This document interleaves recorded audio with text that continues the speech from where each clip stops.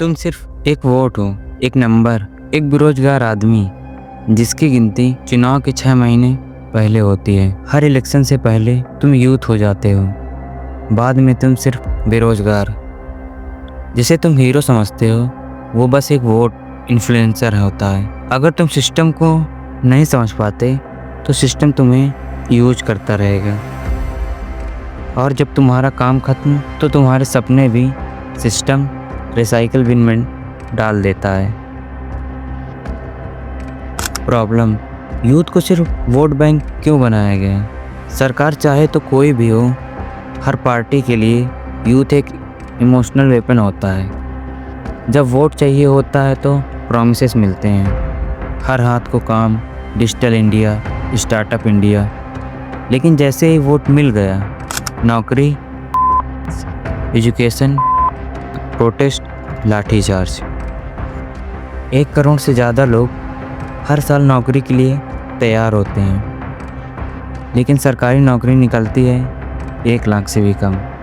2023 और 24 में SSC, UP police, UPSC, paper leaks, scams, कितने बच्चे अफेक्टेड हुए? कोई जवाब नहीं। तुम वोट हो या टारगेट ऑडियंस? हर नेता के पास अब digital team, PR agency, camera crew है। रियल लीडर नहीं, स्क्रिप्टेड पर्सनालिटी दिखाई जा रही है। यूथ इन्फ्लुएंसर हायर किए जा रहे हैं तुम्हारे ट्रस्ट को खरीदने के लिए। यूथ आइकन या इमोशनल मैनिपुलेटर? तुम्हारे इमोशंस का व्यापार हो रहा है यूथ आइकन के जरिए। जब नौकरी की बात आती है सब चुप क्यों हो जाते हैं? फॉर्म भरो, एग्ज़ाम दो, रिज़ल्ट का वेट करो, और फिर एक ट्वीट, पेपर लीक हो गया। एक यूथ का कितना टाइम बर्बाद कर दिया जाता है, कोई जिम्मेदार नहीं। प्रोटेस्ट करो तो देशद्रोही, चुप रहो तो बर्बादी।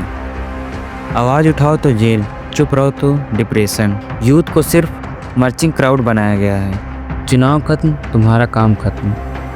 तुम रैली के लिए इम्पोर्टेंट हो पर पॉलिसी के लिए इरेलेवेंट। सिस्टम तुम्हारे साथ क्या कर रहा है? अगर तुम्हें लगता है कि वोट देना बदलाव लाता है तो सोचना पड़ेगा, क्या बदला? जब तक तुम अवेयरनेस से नहीं, इमोशन से वोट दोगे, तुम सिर्फ एक बटन रहोगे। तुम्हें सिर्फ वोट बैंक समझा गया है क्योंकि तुम समझना ही नहीं चाहते। अगर अब भी तुम नहीं जागे तो तुम्हारे सपने किसी और के स्लोगन बन जाएंगे। सोचो, सिर्फ एक बार नहीं, बार बार।